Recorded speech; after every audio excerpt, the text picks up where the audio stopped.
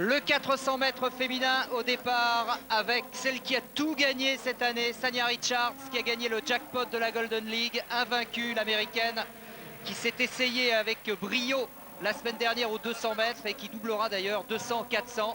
Et puis pour l'Europe, vous vous souvenez peut-être d'elle, elle a battu 5 fois le record de Bulgarie cette année, Vania Stambolova, sacrée championne d'Europe de la discipline, c'était à Göteborg. Tiens, le retour d'Amy Baquet, la championne d'Afrique, la sénégalaise, qui avait gagné d'ailleurs les championnats de France sur 400 mètres. Amy sera au couloir numéro 9 et Stéphane, surprise, cerise sur le gâteau, au couloir numéro 2, on découvre Fanny Alkia, la championne olympique grecque du 400 mètres haies, qui est venue devant son public donc tenter l'aventure du tour de piste.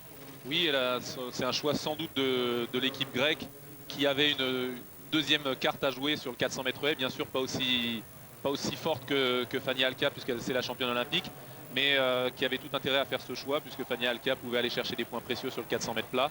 Donc ça c'est un choix qu'on fait aussi un peu dans les interclubs bien souvent.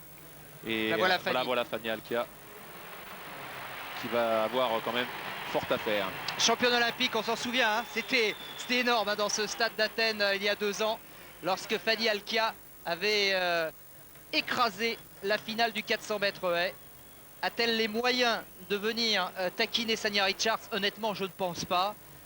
Son record personnel date de 2004, 50 secondes et 56 centièmes. Pour vous donner une idée, Sanya Richards cette année a couru en 49,05. Et le week-end dernier a battu son record sur 200, son record personnel sur 200. Elle avait doublé à Stuttgart, donc il y avait quand même 2 courses à faire en 2 jours. Peut-être elle peut encore aller très vite.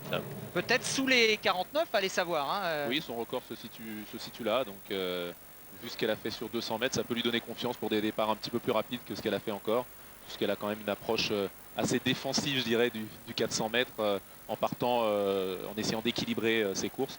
C'est le moment de prendre des risques, elle a quand même de la marge. Il y a aussi Novlem Williams, attention pour la Jamaïque et les Amériques, au couloir numéro 5, qui a tout pour prendre la 2e place de ce 400. Là voilà.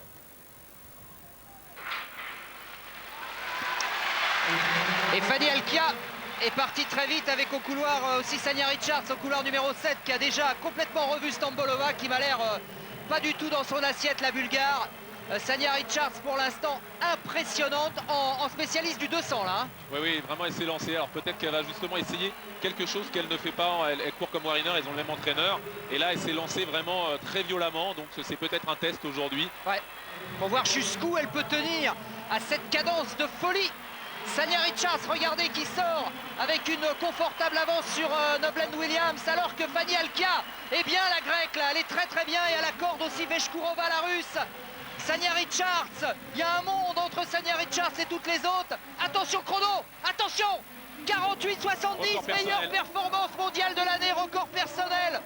Le pari est réussi pour Sanya Richards. C'est des temps à la Marie-Josée Pérec, ça. Hein. Bah oui, c'est le record de Marie-Josée Pérec, de 48, 20 et quelques, 29 je crois, mais elle m'en voudra pas si je... 25, et c'est surtout, elle devient la 7e meilleure performeur de tous les temps.